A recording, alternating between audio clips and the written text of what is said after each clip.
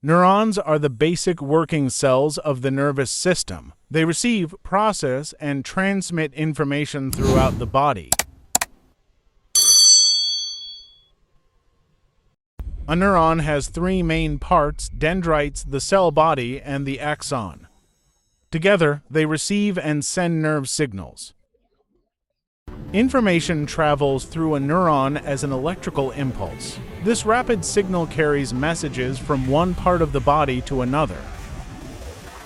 The synapse is the tiny gap between two neurons. Here, chemical messengers carry signals from one neuron to the next. Billions of neurons connect to form powerful neural networks. These networks control learning, memory, movement, and emotions. Every thought, movement, and feeling depends on neurons working together. They form the communication network that powers the human brain.